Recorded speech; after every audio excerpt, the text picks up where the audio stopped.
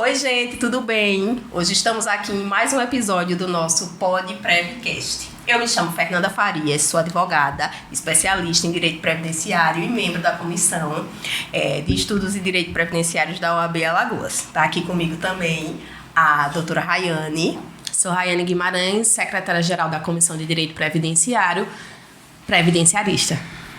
E hoje estamos aqui recebendo como convidado o ilustríssimo Dr. Carlos Vinícius. Doutor, é um prazer tê-lo conosco. Dr. Carlos Vinícius, graduado em Direito pela Universidade Federal de Alagoas no ano de 2007, especialista em Direito Processual Civil, foi procurador da Fazenda Nacional entre os anos de 2008 e 2014 e juiz federal desde o ano de 2014.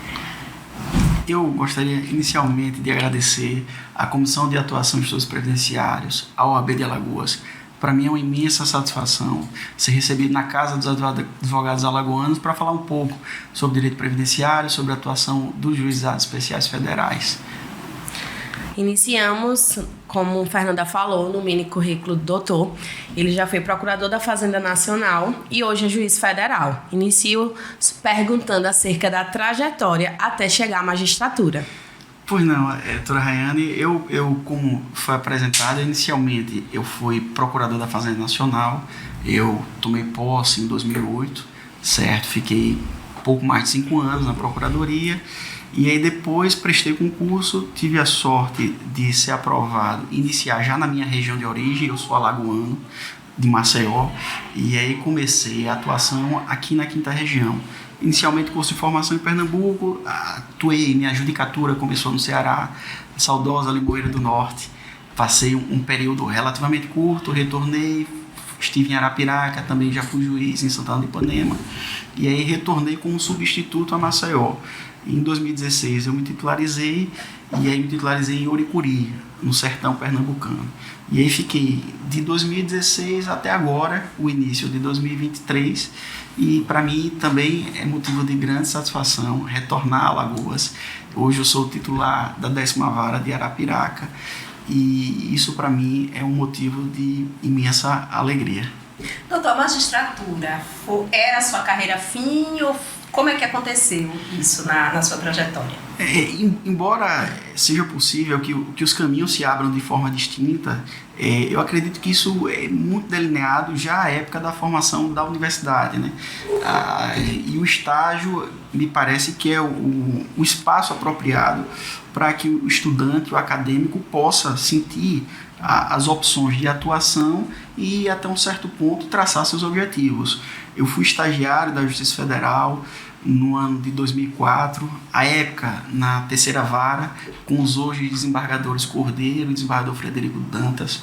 Para mim foi uma imensa escola, uma grande trajetória, onde eu aprendi e tive a convicção de que era o meu objetivo.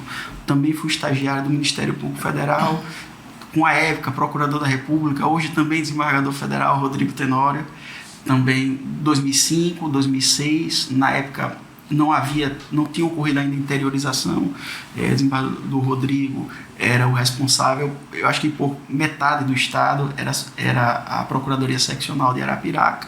Então, e também tive a experiência na advocacia, no escritório modelo da UFAL, né?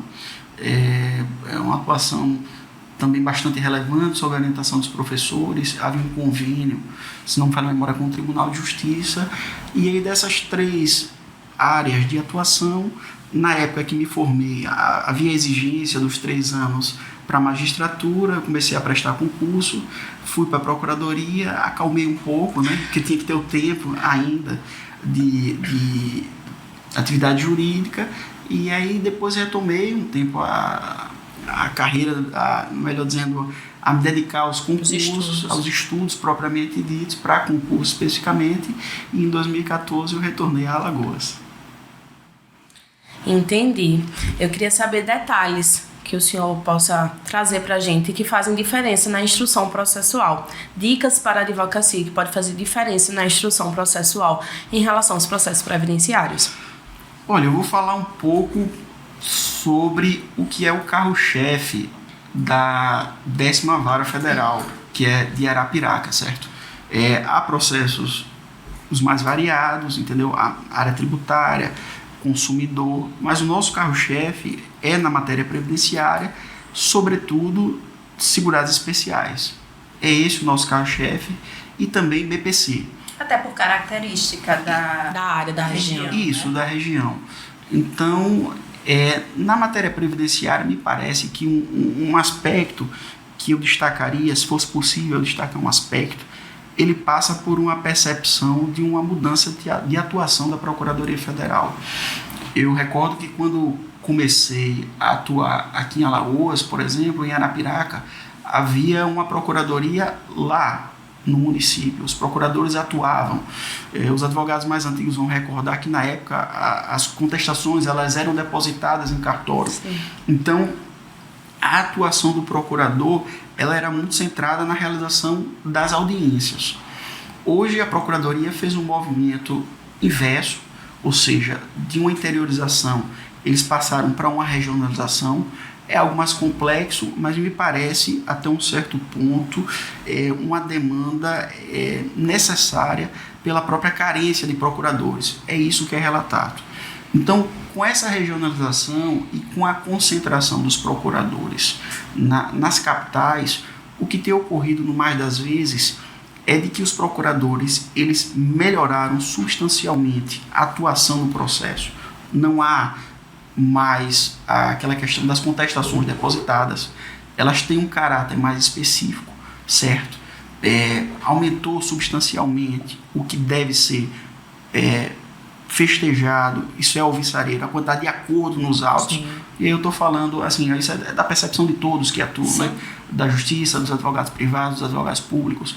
Essas propostas de acordo nos autos, elas terminam por viabilizar uma atuação mais célere da justiça, é uma tônica não só do Código de Processo Civil, do Conselho Nacional de Justiça. Eu acho que o processo previdenciário ele é marcadamente, assim, claro, o judiciário está ali para sentenciar se for o caso no mérito, mas na minha concepção, eu acho que é a concepção da maioria, se não da totalidade, é de que o acordo é a melhor solução. Mais rápido, mais melhor para todo mundo. Mas isso teve um efeito.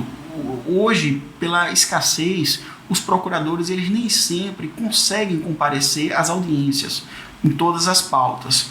E do ponto de vista do caso do segurado especial, há 3 elementos que são bastante relevantes para a formação do convencimento do magistrado, assim me parece.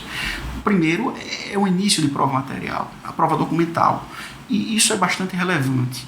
Mas há 2 outros aspectos que a audiência ela se destina também a instruir o processo, a formar a convicção do magistrado, qual seja o contato com a parte, o conhecimento rural, isso é inegável, a coesão da prova, o conhecimento do local onde se trabalha, coesão eu falo da prova oral, e também a inspeção. O trabalho no campo ele é muito duro e com o tempo ele deixa acaba marcas, né? estigmas nas pessoas, entendeu? O segurado especial, no mais das vezes, embora não seja uma figura, assim, você não tem um padrão. Sim. Claro, não é um padrão único, mas ele termina para provocar determinadas características naqueles que a ele se dedicam ao trabalho, né? Então, especificamente em relação aos segurados especiais, que é a área base de atuação da 10ª Vara, e das conversas que tem com procuradores, e do que percebo, por exemplo, em relação à atuação de advogados, me parece que para fins de convencimento da Procuradoria, que tem uma atuação muito centrada nos autos, me parece que fotografias, por exemplo, do local de trabalho, ferramentas, vestimentas, o que a parte produz, entendeu? Na medida do possível, fotografias que possam traduzir a inspeção, algumas questões que surgem em audiência e que isso é de forte convicção para o juízo, sobretudo que nós estamos falando do regime da economia familiar, por exemplo, pessoas da família que recebem benefícios, cartas de concessão. Isso, primeiro, viabiliza uma proposta de acordo pela Procuradoria. Sim. Isso é relevante, eu já vi advogados, isso também é uma boa forma de levar uma convicção para os autos, vídeos do local, entendeu? E isso só enriquece, né? Eu penso que na inicial, todos os elementos de que a parte dispuser, para formar uma convicção, para convencer, para persuadir a procuradoria, o juízo de primeiro grau. E a gente não pode esquecer de que o processo, o meu ideal de processo é que ele inicie e termine com um acordo. Mas se porventura não for e o resultado for adverso, o processo normalmente ele não fica aqui, ele sobe. Sim. Então, quanto mais elementos houver nos autos para que os julgadores, de uma forma geral, se convençam, né, e o advogado possa exercer essa atividade, me parece relevante. Eu vou fazer um outro paralelo, não sei se eu estou me alongando demais. Fique à vontade, doutor Carlos. Mas Eu acho que é muito interessante para a advocacia Entender, né? poder ter esse olhar do julgador, ter essa perspectiva de por um outro olhar, entendeu? Que a gente instrui, a gente muitas vezes leva ao processo o que a gente acha que é relevante. E assim, ouvir do juízo a relevância de outros fatores é muito interessante para a advocacia. Então, o senhor não está se estendendo. Fique à vontade. Quanto mais conteúdo, melhor. eu vou dar um outro exemplo, e também é uma quantidade de processo significativa do BPC. Por exemplo, no BPC, se puder instruir ou vídeos ou fotografias da residência. No caso de criança, eu me lembro de um processo em particular que isso foi importante para eu firmar uma convicção, porque o advogado fez juntar uma espécie de relatório que foi emitida pela escola da criança. E naquele relatório havia o detalhamento de como a criança se comportava em sala de aula, a interação dela com outras crianças, se havia ou não a necessidade de um acompanhante específico para a criança no dia a dia da escola. Então são esses aspectos que, no mais das vezes, o magistrado ele toma conhecimento nos autos, e às vezes é um elemento técnico, tudo bem, a gente designa uma perícia, mas há outros elementos que podem servir para a convicção do magistrado e que, embora não seja a regra, ao fim e ao cabo pode inclusive viabilizar que eventualmente um laudo seja superado, né? Porque se a prova técnica ela é fundamental, há outros elementos que também influenciam na formação da convicção do juiz. Então, é preciso essa conversa, eu sei que os advogados têm, uma conversa com a parte para entender a dinâmica, entender no caso da criança, como ela está inserida, se faz algum tipo de terapia, como é que é a escola, se existe alguma prescrição. Algumas escolas já disponibilizam um acompanhante específico para a criança, a depender da situação em que ela se encontra. Então eu faria essas duas pontuações em relação ao segurado especial, como eu disse, é a locomotiva lá da 10ª vara, e no BPC fazendo esse detalhamento em relação às crianças, que foi um caso que me chamou a atenção e em particular foi bastante relevante para a formação do convencimento. Doutor, a gente milita, né? Assim, eu sei que dentro da sua vara o senhor trata de outras matérias, como o senhor já falou anteriormente, mas a previdência é que tem maior volume, né?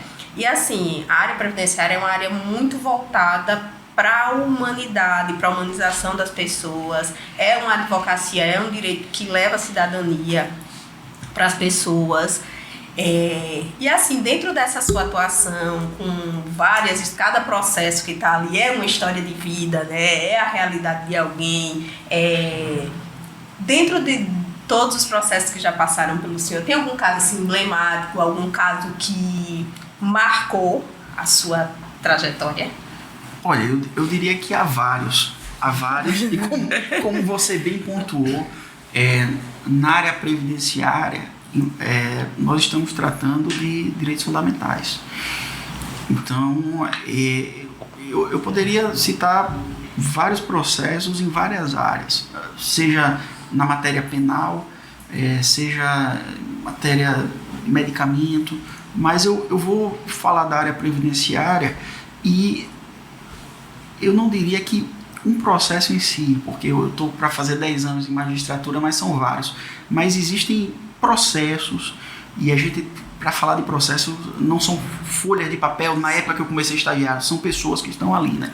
Então, às vezes, na atuação, na audiência, sobretudo, fora da frieza dos autos, você perceber as reações das pessoas quando há um acordo, há uma sentença de procedência. Isso às vezes se manifesta de formas das mais variadas possíveis. Às vezes é um sorriso, às vezes mais tímido. O pessoal da área rural, mais ou menos, eles chegam na audiência imaginando, não sei o que se passa na cabeça, mas algo muito mais formal, quando às vezes é um diálogo. Um diálogo muito parecido com esse que a gente está tendo aqui. Mas há tensões, há expectativas em torno daquilo. A matéria previdenciária, um benefício previdenciário na área rural, eu tenho certeza que extravasa a própria pessoa e repercute na família de uma forma geral. Sim, com certeza. Então, quando você preside essas audiências e às vezes finda com acordo ou com julgamento de procedência, às vezes, como eu disse, um sorriso, um choro, um agradecimento, um sinal da cruz. Eu acho que é isso que motiva a você trabalhar, você fazer frente a esse volume que é imenso, mas que a Justiça Federal, anos a fio, tem se empenhado para entregar uma prestação célere, uma prestação de qualidade.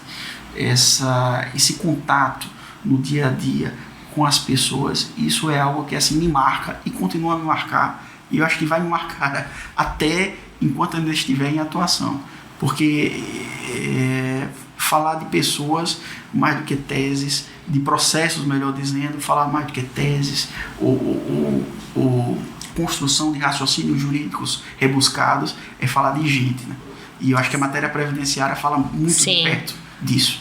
Então, é isso que me marca nos processos. E como eu disse, eu não conseguiria elencar um, porque isso não raro se repete, né? Mas isso realmente toca. Isso toca no dia a dia e traz uma profunda alegria para todos que têm a possibilidade de atuar nessa área. A gente fica feliz do senhor ter essa consciência, porque a gente que está do outro lado, até para instruir, para conversar com esses clientes mais humildes, que são normalmente os casos de atividade rural, eles têm medo de serem presos. Doutora, mas eu vou ser preso?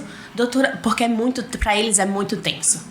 Mas eu vou falar com o juiz, e o senhor não tem noção quanto é diferente para eles sentar e o senhor falar nesse tom que o senhor fala, tranquilo.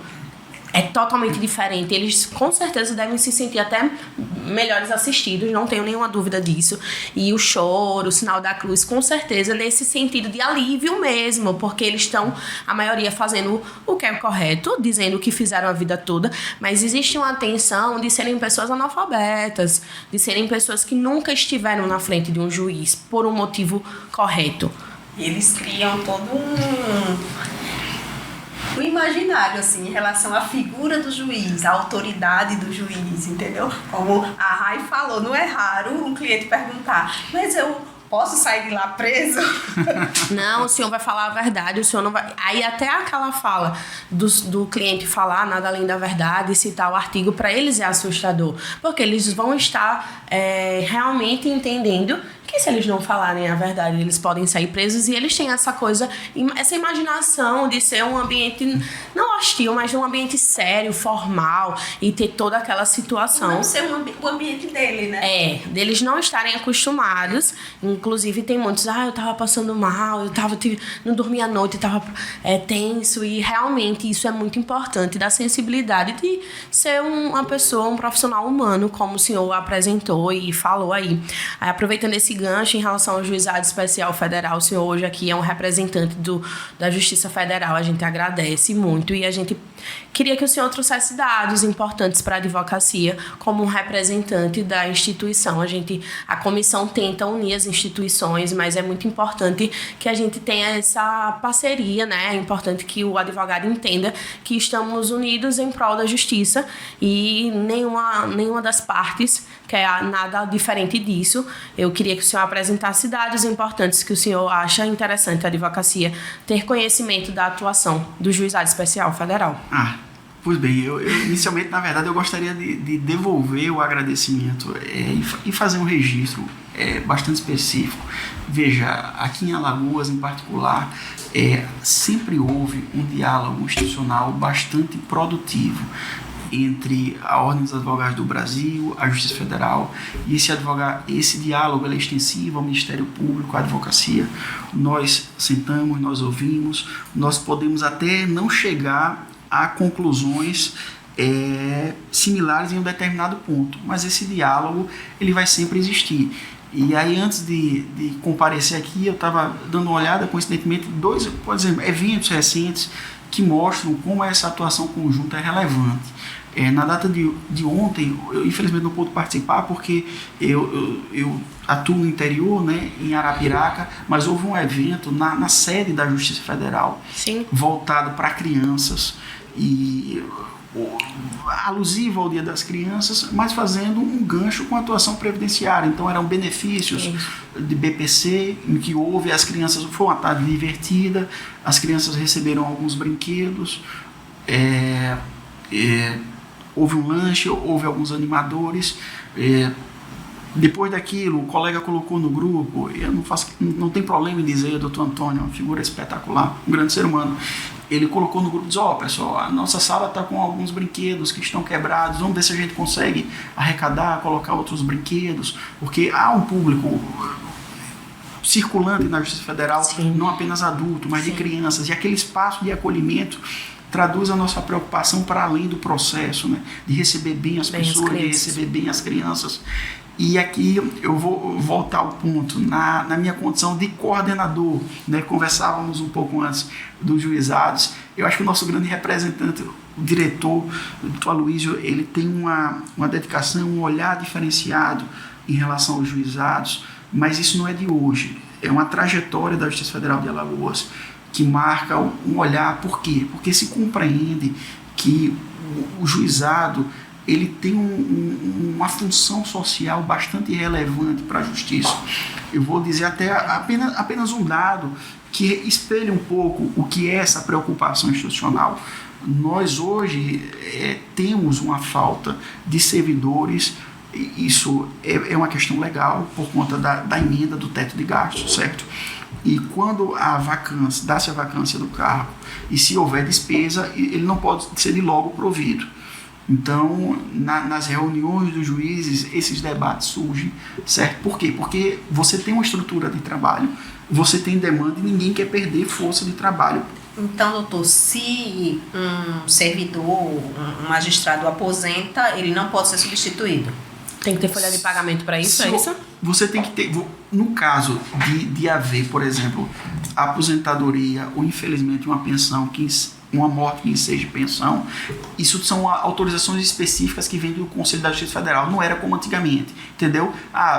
Se deu a vacância ou a aposentadoria, já pode ser provisto. Se houver essa despesa, não, tem que haver autorização específica. Entendi. Mas desde que isso foi instituído, há um olhar diferenciado da direção do foro para que o quadro, por exemplo, a equipe da vara, do juizado, ela sempre esteja completa. Então, e olha que eu estou falando assim de diretores que eram de varas comuns, ou seja, ele na condição de diretor poderia chegar a uma solução em tese equânime, não, se tem tantos servidores a menos, vamos tirar de cada vara. Sim. Mas na Justiça Federal daqui de Alagoas sempre houve essa preocupação de garantir, assegurar que os juizados estivessem com seus quadros completos, e isso é motivo de reconhecimento entre os colegas. Os números da Justiça Federal de Alagoas, eles são superlativos. Antes de ter a honra de participar, eu conversando, peguei alguns números, por exemplo, perícias. Esse ano, até hoje, já foram mais de 22 mil perícias realizadas. Audiências, mais de 9.800 audiências. Processos distribuídos, mais de 72 mil processos. RPVs expedidas, mais de 45 mil. Então, aproveitando que o Dia do Servidor Público também se avizinha, certo? Eu registro que esses números e os resultados alcançados na Justiça Federal de Alagoas, eles só são possíveis pelo empenho, pela dedicação e pelo compromisso de todos, juízes, os servidores, terceirizados. Eu sou profundamente grato, não aqui, mas por onde passei, a equipe que trabalha comigo. É impossível. Sozinho não. É impossível você alcançar um resultado significativo se não for um propósito coletivo.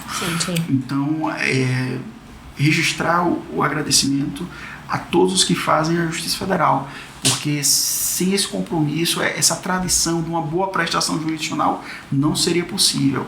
A gente pega, por exemplo, números de meses anteriores, onde a gente verifica que a Justiça Federal de Alagoas expediu RPVs, e quando eu falo expedição de RPV, para ser claro, é pessoas recebendo benefício, recebendo seus valores atrasados, em número superior, por exemplo, no mês a Pernambuco. Você está numa Justiça Federal de qualidade, como é a 5ª Região, onde você identifica a qualidade do primeiro grau ao tribunal e sempre vem se destacando na Justiça, no Anuário da Justiça em números, e você numa região como essa, de alta qualidade, ainda alcançar resultados expressivos, isso significa que existe, de fato, muita dedicação. E aqui, se a gente consegue, por exemplo, expedir RPV mais do que Pernambuco em um mês, estou falando de um mês pontual, mas você tem que levar em conta que aqui são 14 varas, Pernambuco são 38. Então, quando você... São realidades distintas, muito distintas. Já. E aí, quando você pega um número absoluto e que você toma proporcionalmente, você tem uma dimensão do volume de trabalho que é aqui desempenhado. E isso orgulha a todos os que fazem a Justiça Federal. Eu reconheço que a advocacia, claro, nós sempre temos que dialogar, as demandas, elas sempre são consideradas, sempre estamos para realizar uma escuta ativa, mas de um modo geral há esse reconhecimento e isso engrandece o nosso trabalho. Sim. De todos, né? É impressionante que depois da pandemia, acho que o INSS deu uma travada muito grande, a gente sentiu, né? A advocacia sentiu isso e cada vez mais o advogado teve que levar para o judiciário, não teve o que acontecer, porque o INSS deu uma parada mesmo. Os 120 dias que era para o INSS responder processo administrativo não aconteceram e a gente teve que levar uma demanda. Eu acho que isso só cresceu, uma demanda muito grande para a Justiça Federal, de uma maneira que todas as vezes eu, como membro da Comissão de Direito Previdenciário, quando encontro com os colegas que reclamam da Justiça, eu falo, a gente fez até o formulário que a gente levou naquela reunião para levar um pouco a dar voz da advocacia para a Justiça Federal, porque todas as vezes que a gente conversa com qualquer de vocês representantes da Justiça Federal é sempre números muito expressivos. Então a gente precisa também levar números, como eu falo, não adianta um advogado reclamando, a gente precisa se unir para também fazer com que a Justiça entenda o que a gente passa, porque vocês conseguem, por conta dos sistemas, terem esses números muito bem definidos, não é, Fernanda? Exatamente. E a finalidade dos números, no mais das vezes, é para expressar assim, que nós temos dificuldades. Sim, nós sabemos que temos que evoluir sempre. Eu acho que essa inquietude em busca de uma melhoria só faz com que as coisas progridam. Mas até um certo ponto para espelhar que nós estamos também trabalhando. Sim, né? Claro. Nós estamos dando a nossa parcela. Eu sei que em determinados momentos fica um pouco aquém do que se esperaria. Claro, números tão exponenciais, às vezes não se alcança um cenário ideal, mas reafirmar que nós temos trabalhado bastante.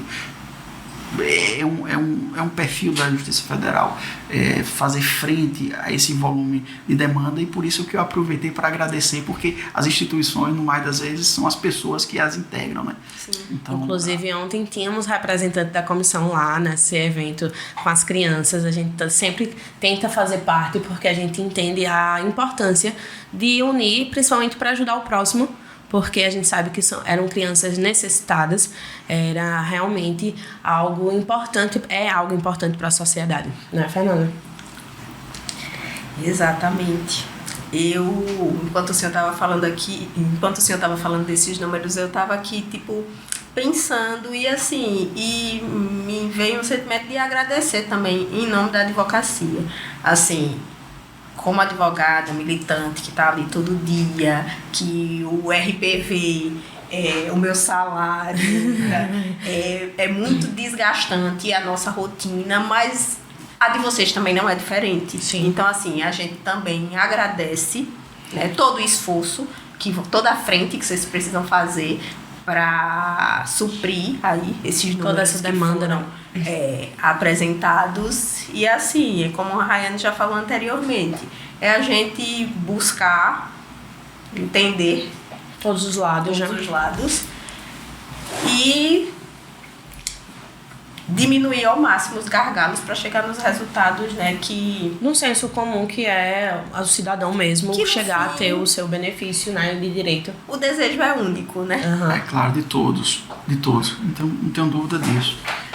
Agora, doutor, até agora, né, até o momento, só assunto sério. A gente falou do Carlos Vinícius, do magistrado, do juiz Carlos Vinícius. Agora a gente vai falar do Carlos Vinícius. Para descontrair um pouquinho, o senhor indica aí para quem está assistindo, assim, no seu dia a dia, um livro, um filme, uma série, como é o Carlos fora da magistratura? Fora da magistratura.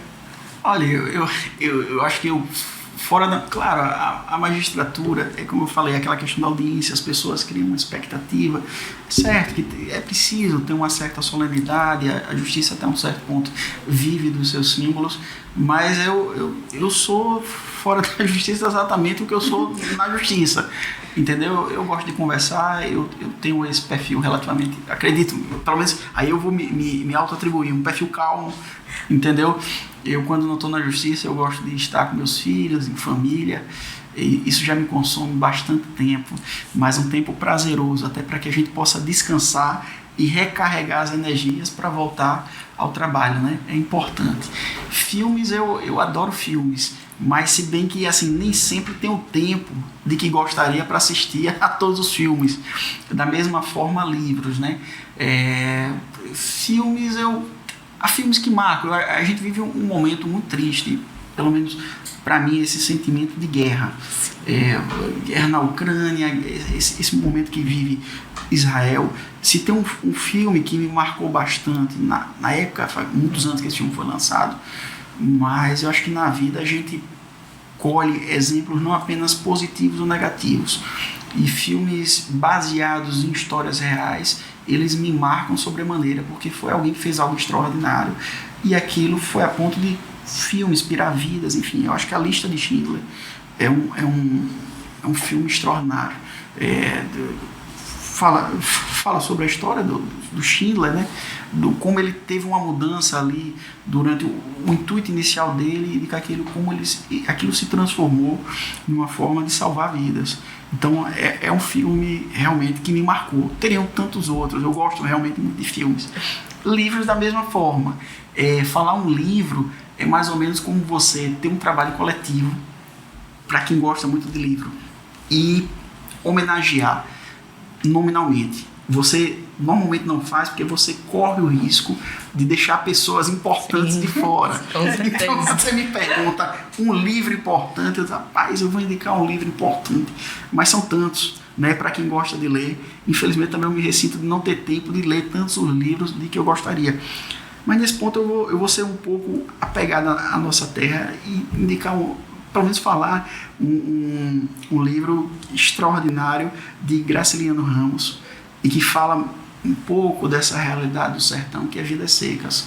O que a gente espera muitas vezes na militância na militância no dia a dia do direito previdenciário, do segurado especial, é que situações como aquela não ocorram, certo? Mas mesmo os exemplos negativos, a gente tem que ter em mente, porque ele retrata de uma forma crítica, né, assim, a realidade da época. É um livro do século passado, né? Mas isso a gente tem que ter presente. E eu acho que o direito previdenciário do segurado especial é um caminho também para fixar o homem no campo. Ele reconhece, há uma relevância socioeconômica, e para que histórias como aquela elas não se repitam. Esse livro é um livro assim que eu li na escola, na época da escola, marcou, reli posteriormente, e é uma leitura simples do ponto de vista prazerosa, do ponto de vista da construção. Ele consegue promover no leitor uma autocrítica em relação à nossa realidade. Esse livro eu acredito que sai um pouco da bolha, né? Porque a gente acha que a gente inconscientemente vê uma outra versão, né? Uma outra situação diferente e marca realmente. O dom da escrita, ele não é fácil, né? E tem pessoas que conseguem traduzir em palavras uma realidade que você se apercebe que ela é muito dura, né? Ela é muito dura. Não é para qualquer um. Sim. E aí, por dizendo, eu disse, essa questão, eu vou indicar um livro de um conterrâneo, né? Mas essa característica, por exemplo, Machado de Assis, pode pegar qualquer um, você vai pegar tem uma ótima leitura também. enfim. Finalizando aqui, eu agradeço muito o tempo do senhor nessa tarde, contribuir com a gente, com a advocacia, em nome da comissão da OAB, e eu sou muito grata por esse podcast estar acontecendo, e a gente tirou um projeto do papel, o senhor aceitou, assim, de imediato, eu fico muito feliz, e espero que a gente também tenha conseguido trazer um pouco da nossa parte de advogadas, né, para o senhor. Só tenho a agradecer ao senhor, em nome da comissão, em nome da OAB.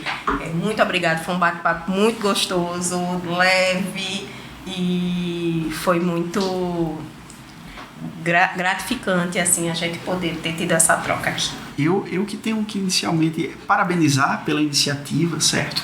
Normalmente os contatos eles são no fórum, né? Nas audiências, tratando sobre coisas sérias, mas é importante também que a gente consiga trazer um pouco de leveza e perceber o que está por trás do profissional, né? Para mim foi bastante gratificante, espero ter correspondido dentro das minhas limitações à altura desse convite tão honroso de estar, como eu disse mais uma vez, estar aqui na Casa da Advocacia Alagoana, trazendo um pouco da experiência do que é a Justiça Federal, trazendo também os nossos desafios, as nossas dificuldades, e reafirmar que nós estamos sempre abertos ao diálogo. A advocacia pública, a advocacia privada pode contar com a Justiça Federal, com todos os servidores, com os juízes, com todos os que integram, de um modo geral, a Justiça Federal de Alagoas, como uma instituição voltada a entregar uma prestação jurisdicional célere, de qualidade, olhando para o nosso passado, que é um passado assim, bastante exitoso, enfrentando os desafios do presente e sem perder de vista os planos para que no futuro a gente, apesar do trabalho que é força, a gente ainda consiga avançar mais nessa prestação jurisdicional. Eu agradeço. A gente finaliza mais um podcast, PodPrevCast.